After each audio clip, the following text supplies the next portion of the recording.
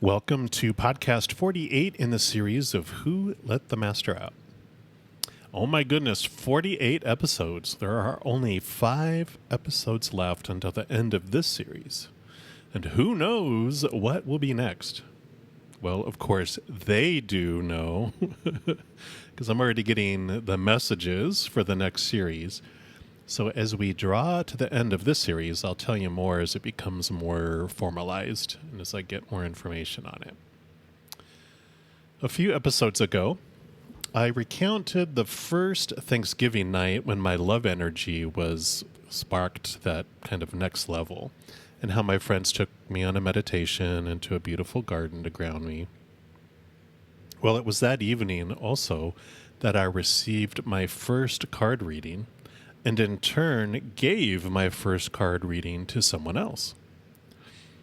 So after we had finished dinner and cleared the long dining room table, they broke out their cards to give readings. Now I was seated at one end of the table, and those performing the readings were at the far opposite end of the table. It was one of those long tables where there were 4 seats on either side in between us, so I couldn't really see what they were doing at the other end. The card reader broke out her cards and asked who wanted to be first. And immediately after she asked that, she made a surprised face at me and laughed. She said, "I guess it's going to be you, Den." And she shared that she saw a crowd of spirit guides from the other side rush the table to stand behind me. And what was odd is that I had felt something too. I was almost afraid to turn around because I did feel like people had come into the room behind me and rushed up behind me. So she gave me the reading, and after that initial reading, they provided readings for other people, of course. But as individuals began to ask questions, I also began to receive answers, and I couldn't help myself to blurt them out. And the people giving their reading looked down at me and said, yes, what he said. And finally, after a few times, they just finally said, here, give him the cards. Well, you just go ahead and do the readings. Now, I had never given one before, so I was hesitant, a little scared, I guess. But they were gentle with me and said, just read the cards like I was reading the people. And they said, just feel the emotion from the cards.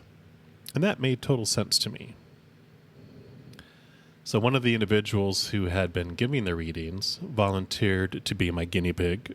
And so I shuffled and laid down several cards. As I mentioned, I'd never seen a card reading performed before, and I hadn't done any. And I wasn't able to see what they were doing at the other end of the table, so I just went with my gut. And when I finished laying the cards out, they asked me, "You had never given a card reading before?" And I said, "No, I hadn't." And they go, "Because what you just put out there is a standard card spread." So weird. But the reading went well. It was right on the money. And that was really the last time I ever laid out a standard spread. As I did the other readings in the future, I just listened to how many piles to cut the deck into. I just kind of knew. I knew how they needed to be laid out in whatever interesting, different way each time. And they have always turned out perfectly amazing. So after that night, a couple weeks later, I bought my first deck of cards at a Barnes & Noble bookstore. I know, so spiritual, right? And as I was there considering the decks of cards, I was picking them up and putting them back, reading them and looking at the pictures and all that. None of them jumped out at me until I reached one particular deck.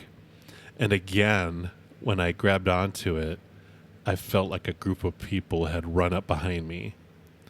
So I got a subtle hint that this was going to be my first deck. Of course, I've bought other subsequent decks after that. And I began to give readings to friends quite often.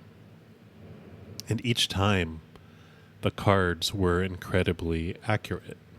And I'd like to share just a couple experiences I had so you could see how cards can work and to show you that there is always more more, more to journey into.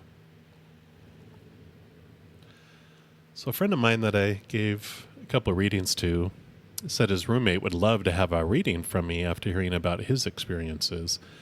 So I hung out, and when she got home, we sat down around their kitchen table. This was my first time meeting her.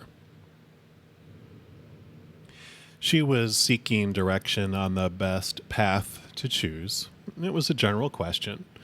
So I had her shuffle the deck, and when I laid the cards out, I just knew to put them in 3 stacks. And it turned out that she was trying to decide the school she should attend to complete her degree. And as I mentioned, that these first 2 decks, piles were for 2 schools in state, and 1 was for 1 out of state. And I told her that there wasn't like a bad choice. There was just different outcomes for each. Some would be easier and some would be more challenging. And then she asked, why do I have such a strong interest in music as a possible major?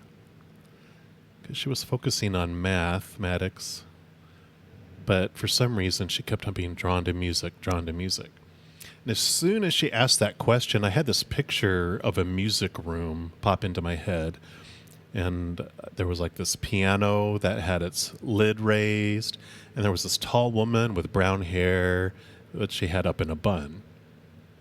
So I was sharing that with her, and then the information came. And I told her that when she was around 15 years old, her parents were going through a divorce, and her mother was not available to her emotionally at the time. So her music teacher took on a maternal role and helped her through the difficult time in her life. And it was at that moment just tears started flowing down her face, and she knew her answer.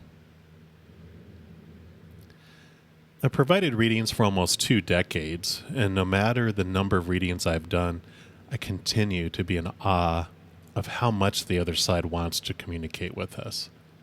And I have so many examples of readings where things unfolded so perfectly, there was no way that I could have made it up. And it's also true that I usually have the recipient of the reading shuffle the cards, and then I cut them according to what I'm told in the moment. So there's little to no chance of me fixing the deck. One day, when I was giving readings to a small group of friends, one of them said during her turn that she only wanted to know whether her angels were still with her.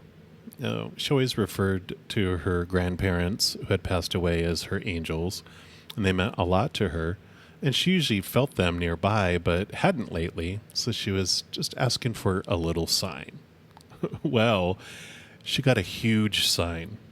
In the particular deck I was using, there were only like 7 cards with winged pictures or individuals on them. And as I turned over the first card after she shuffled and gave them back to me, there was a winged individual. And we thought, oh, that's pretty cool. And then I turned over the second card, another winged individual. I turned over 5 more cards. Every single one of them was the card with a winged picture on it. Every single one. There was not another card in the deck that had that. All 7 were there.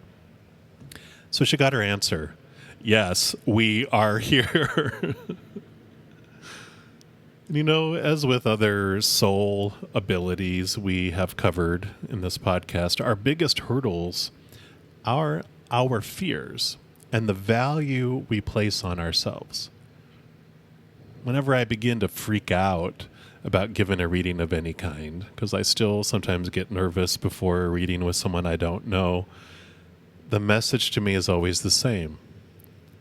If you will shut up your fear mind and get out of the way, then everything will be fine. You just gotta love the truth.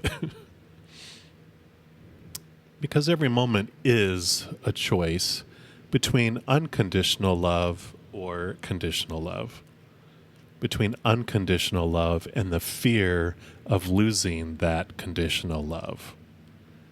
And if we knew we had a choice between a freshly made gourmet pizza that was healthy for us and a frozen cardboard tasting imitation, Why would we fear losing that less healthy pizza? Probably because we've forgotten about the gourmet one sitting right here in our own kitchen baking in our oven. And our adventure is to experience tasting both and realizing the extremities of the tastes of both. Our journey is to eventually remember who we really are. In the next episode, I'm going to share a few things that those from the other side want us to know. But until then, you masters, feel your freedom. See your bigness, because we're giants in a world of giants who are surrounded with messages that were weak and small. But it's time to hear the truth. Really hear it. It's time to remember who you really are. You are loved unconditionally. You are unconditional love. Feel that mighty love that lives inside you. Love you.